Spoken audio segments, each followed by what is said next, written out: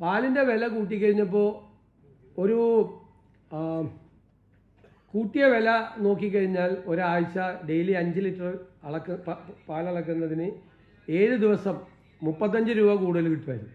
ആർക്ക്? പാലിൻ്റെ വില കൂട്ടിയപ്പോൾ കർഷകന്. അപ്പോൾ എന്ത് ചെയ്യുന്ന വെച്ചാൽ കാലിത്തീറ്റക്കാരപ്പോൾ 50 രൂപ കൂട്ടി. അപ്പോൾ സത്യത്തിൽ കർഷകന് നഷ്ടമായി. പാലിൻ്റെ വില കൂട്ടുമ്പോൾ ഈ കാലിത്തീറ്റക്കാർ അപ്പോൾ കാലിത്തീറ്റയുടെയും വില കൂട്ടും. അതുകൊണ്ട് ഈ പാലിൻ്റെ വില കൂട്ടുന്നതിൻ്റെ ഗുണം ക്ഷീരകർഷകർക്ക് പലപ്പോഴും ലഭിക്കാറില്ല. ഞാൻ വലിയ ബഹള അസംബ്ലിയിൽ ഉണ്ടാക്കിയ ഒരാളാണ്. പിന്നെ എനിക്ക് വേറൊരു കാര്യം പറയാനുണ്ട്. പാലിൻ്റെ വില കൂട്ടുമ്പോൾ അതിനെ എതിർക്കാത്ത കേരളത്തിലെ ആദ്യത്തെ പ്രതിപക്ഷം ഞങ്ങളുടേതാണ്. ഞാൻ സമ്മതിക്കുന്നു എതിർക്കാൻ.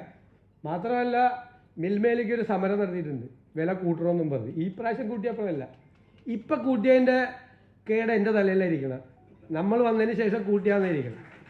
ഈ മണിയാശാനൊക്കെ നേരത്തെ പോയി ഇതെല്ലാം ശരിയാക്കി എല്ലാം ഓർഡറൊക്കെ ഇറക്കിയിട്ട് ഇപ്പോൾ അതങ്ങ് പ്രഖ്യാപിച്ചെന്ന് മാത്രമേ ഉള്ളൂ. ശരിയല്ലേ? എന്നാലും ഞാനും അതിനെ എതിർത്തില്ല. മന്ത്രി പറഞ്ഞതുപോലെ എപ്പോഴും നമുക്ക് വലിയ എതിർപ്പ് ആളുകളിൽ നിന്ന് വരും. അപ്പോൾ എപ്പോഴും കൂട്ടാതെ ആവശ്യമുള്ള സമയത്ത് ബാക്കിയുള്ള സാധനങ്ങളിലൊക്കെ കൂട്ടുമ്പോൾ വില വർദ്ധിക്കുമ്പോൾ ഇതിന് കൂടുന്നതിന് ഞാൻ എതിരല്ല. കാരണം സാധാരണ രാഷ്ട്രീയക്കാർ ഇതിന് കൂട്ടുന്നതിനെ എതിർക്കും. കാരണം ഇത് 98% ആളുകൾ ഇത് കൺസ്യൂം ചെയ്യുന്നവരാണ്. അവർക്കാണ് വില. സാധാരണക്കാർക്കൊക്കെ ഈ കുഞ്ഞുങ്ങളൊക്കെ ഉള്ളവർക്കൊക്കെ ബുദ്ധിമുട്ടുണ്ടാവും. പക്ഷെ നമ്മളെപ്പോഴും ആലോചിക്കുന്നത് ആ അധ്വാനമാണ്, ക്ഷീരകർഷകരുടെ അധ്വാനമാണ്. അത് ആലോചിക്കുമ്പോൾ കുപ്പിവെള്ളത്തിന് എത്ര കാശ് വേണമെങ്കിലും മേടിച്ച് കുടിക്കുക. പാല് മേടിക്കുമ്പോൾ ഒരു എന്ന് പറഞ്ഞിട്ടൊരു ഇതുണ്ട്. അത് നമുക്ക് മാറ്റണം. അത് നമുക്ക് മാറ്റിയിട്ട് അവരെ കൂടി നമുക്കൊരു വലിയ അംഗീകരിക്കണം. അവർക്ക് ഏതെല്ലാം തരത്തിൽ നമുക്ക് സപ്പോർട്ട് ചെയ്യാൻ പറ്റുമെന്ന് അറിയിക്കണം.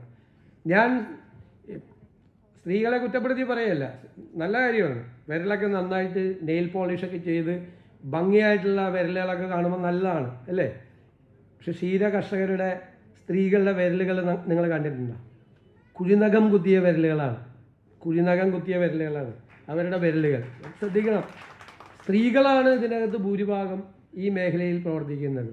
ഇപ്പോൾ UN ഏറ്റവും നല്ല സ്ലോഗനാണ് സെലിബ്രേറ്റിംഗ് ദ വിമൻ ഫാർമേഴ്സ്. സ്ത്രീകളാണ് ഈ രംഗത്ത് പ്രവർത്തിക്കുന്നത്. അതിന് നമുക്ക് വലിയ പിന്തുണ കൊടുക്കണം.